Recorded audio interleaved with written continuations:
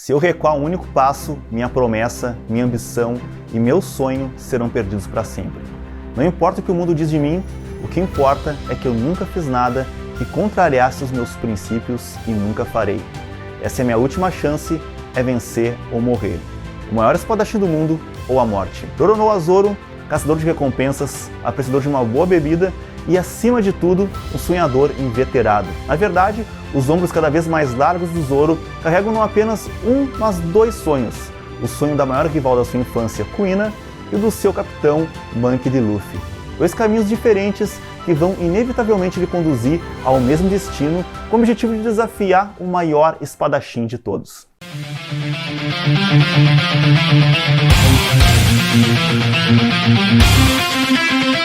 Salve nação otaku, aqui é o LM e hoje a gente vai falar sobre um dos personagens mais queridos pelos fãs de One Piece. Eu tô falando de Roronoa Zoro, o homem que promete um dia tomar o título de maior espadachim do mundo. Se tu é fã de One Piece e quer ver mais conteúdo como esse aqui, deixa agora mesmo aquele like, se inscreve no canal e também ativa o sininho para ser o primeiro a saber sempre que rolar um vídeo novo por aqui. Apesar de ter um sonho que é no mínimo ousado, a jornada do Zoro começa de uma forma bastante comum. Ele nasceu numa pequena vila do East Blue chamada Vila Shimotsuki e estudou esgrima ali mesmo no dojo local do vilarejo.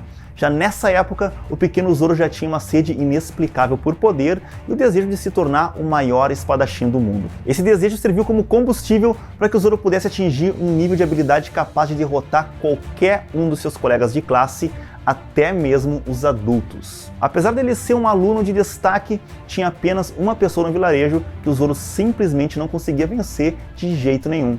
Essa pessoa era a filha do mestre do dojo, uma simpática e obstinada garota chamada Kuina. Durante esse tempo, o Zoro desafiou a Kuina cerca de 2001 vezes e perdeu exatamente 2001 vezes. Não preciso nem falar do quão frustrado o Zoro ficava a cada luta perdida, só que essa frustração também era compartilhada pela Kuina, que acreditava que era questão de tempo para que o Zoro fosse capaz de superá-la. Isso tudo pelo fato do Zoro ser um garoto, o que deixava ele ainda mais irritado, afirmando que um dia ele ia derrotar a Kuina devido ao seu esforço, e não por questões genéticas. Com isso, os dois fizeram um voto de que um dia eles iriam enfrentar um ao outro para disputar o título de maior espadachim do mundo. Só que, infelizmente, essa disputa jamais aconteceria, porque no dia seguinte a Kuina é encontrada morta, fazendo com que o Zoro empunhasse a sua espada e prometesse que um dia ele iria ser aquele que cumpriria essa promessa, embarcando a partir daí uma jornada para se tornar o maior espadachim do mundo, tanto por ele quanto pela sua inspiradora rival Kuina. Uma jornada que levaria ele a vagar por todo o East Blue, principalmente porque o Zoro não tem o menor senso de direção. Com isso ele acabou se perdendo e, após um desagradável incidente envolvendo um homem e um cachorro, ele acaba sendo preso e levado para ser executado.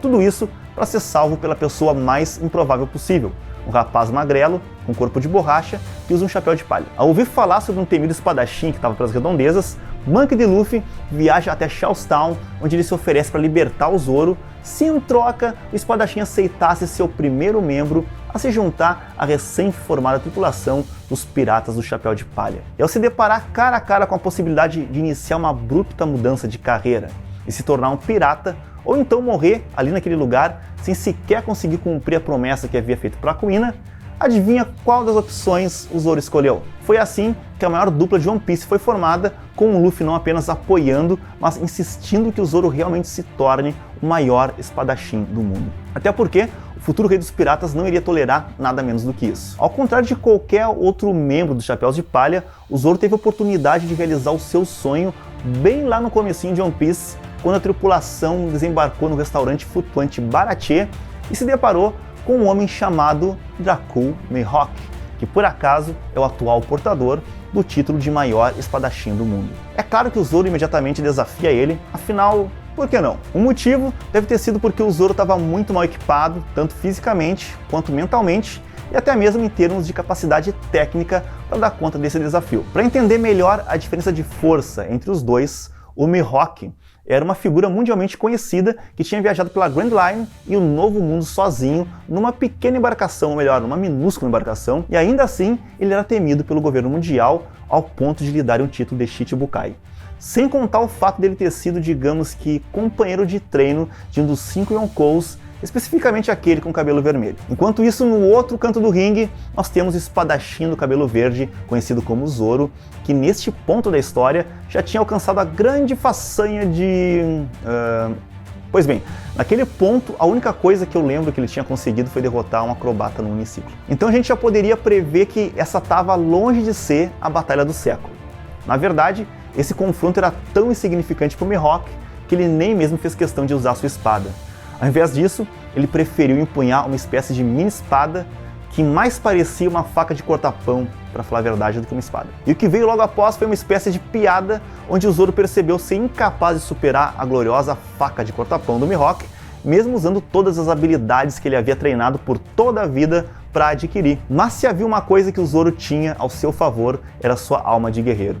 Não importa o quão esgotado ele tivesse, ele se negava a recuar. Se eu recuar, o único passo, minha promessa, minha ambição e meu sonho serão perdidos para sempre. E ao ver uma fagulha de potencial dentro desse homem lamentavelmente fraco que estava na sua frente, o Mihawk decide compensar o Zoro ao acabar com ele usando a sua verdadeira espada e deixando ele no limiar entre a vida e a morte. Mas não antes de lançar o seguinte desafio: não tenha tanta pressa para morrer, jovem guerreiro. Não importa quanto tempo demore, eu vou estar esperando por você no topo. Lute para me superar, Roronoa Zoro. Depois dessa humilhação, ao se deparar com alguém com um poder tão acima do seu, o Zoro promete para si mesmo, aos prantos, que nunca mais iria perder novamente. Não apenas por ele mesmo, não apenas para realizar o sonho da Kuina, mas também como uma promessa direta para o Luffy. Para que o seu capitão possa se tornar o rei dos piratas, o Zoro vai precisar se tornar o espadachim mais forte do mundo. A partir desse ponto, o Zoro tem uma motivação extra para derrotar os mais variados oponentes que atravessarem o seu caminho. Quando se deparou com um adversário com 8 espadas, o Zoro diz a seguinte frase: você pode ter 8 espadas, mas elas não podem se comparar ao peso por trás das minhas 3. Ao confrontar um homem que podia literalmente se transformar em aço, a determinação do Zoro era tamanha que ele foi até mesmo capaz de aprender a cortar o aço ao longo da batalha. Seja em frente a um discípulo de Deus, ou de um assassino de elite do governo mundial, ou até mesmo um zumbi de um samurai lendário, o Zoro jamais hesitou, superando cada um deles com uma filosofia muito simples. Mesmo sabendo que muitas pessoas desmaiariam com essas feridas, eu não posso cair. Mesmo sabendo que muitas pessoas morreriam com essas feridas, eu não posso cair. Eu tenho que derrotar aquele homem, por isso eu não posso cair. Apesar disso, o maior desafio do Zoro até então não viria na forma de uma tarefa física, mas em vez disso, uma escolha que definiria os rumos da sua vida. Quando na, digamos que, peculiar ilha infestada por zumbis de Thriller Bark, os piratas do Chapéu de Palha se viram presos numa situação excepcionalmente desesperadora após terem gastado todas as suas energias ao derrotar um Shichibukai. Tudo isso para se deparar imediatamente com outro Shichibukai, um certo Bartolomeu Kuma, um homem bastante intrigante, ou melhor, um ciborgue bastante intrigante. Bartolomeu basicamente propôs um acordo para a tripulação. Ele pouparia as vidas de todos se eles entregassem o Luffy. Isso não acabou muito bem porque, como já era de se esperar, os Chapéus de Palha não aceitaram a oferta de Bartolomeu, o que fez com que eles fossem totalmente devastados, sem ter a menor chance de vitória sobre o Shichibukai. No fim, apenas um Chapéu de Palha ficou de pé, e como a gente já poderia imaginar, era aquele que sempre dizia para si mesmo que ele não podia cair. Mesmo apesar dessa forte crença do Zoro nele mesmo, nessa situação a derrota era inevitável. Com isso, o Zoro se viu obrigado a fazer uma escolha.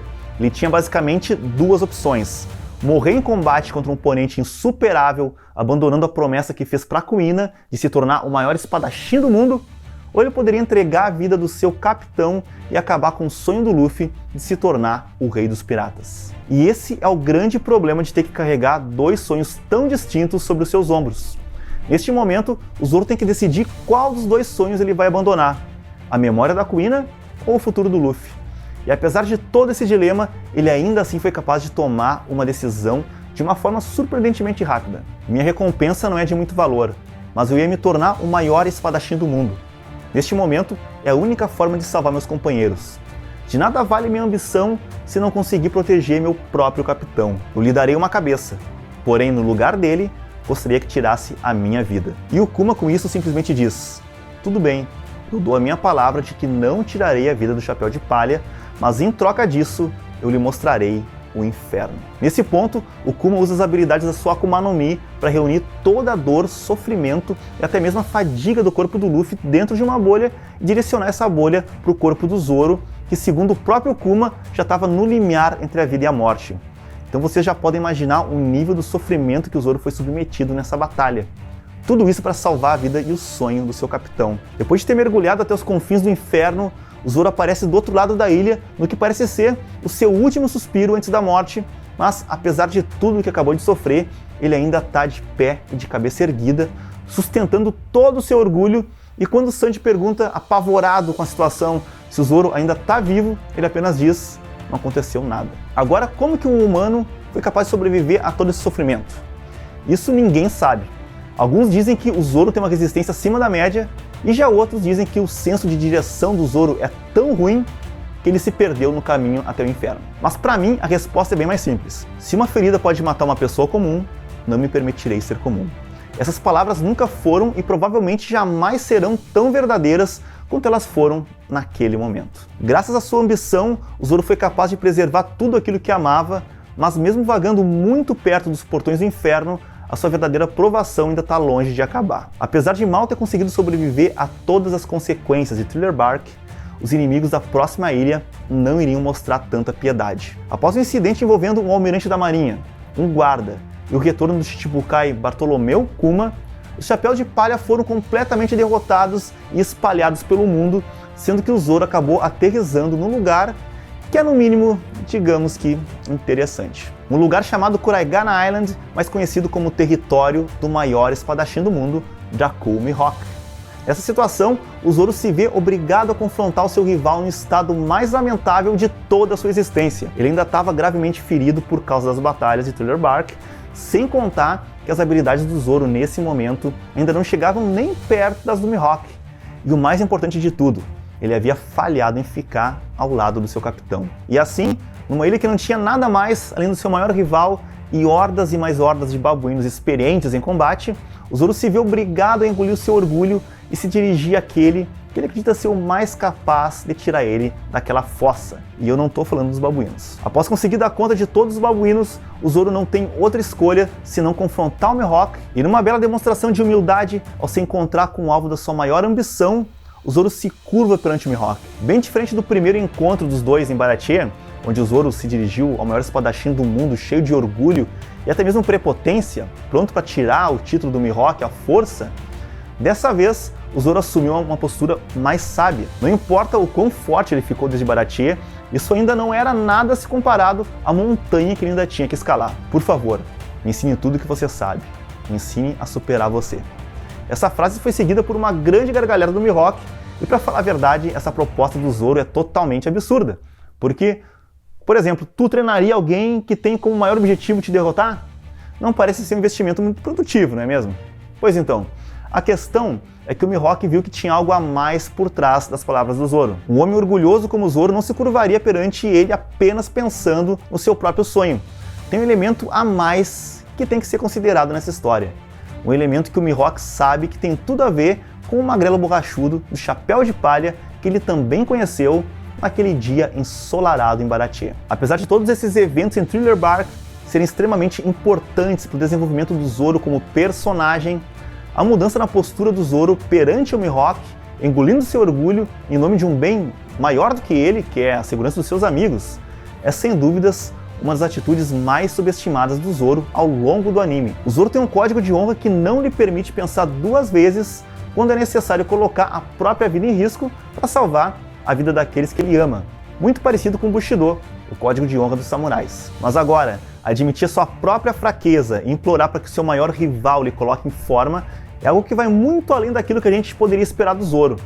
E digamos que não é lá uma atitude muito alinhada com a filosofia do Bushido também. Apesar de tudo isso, o Mihawk conseguiu ver a verdade por trás das palavras do Zoro e decidiu treinar o homem que um dia voltará para derrotar e clamar o título de maior espadachim do mundo. 2 anos mais tarde, os resultados desse treinamento são mostrados quando o Zoro se reúne com a tripulação, onde ele mostra um nível de poder que seria inimaginável 2 anos atrás.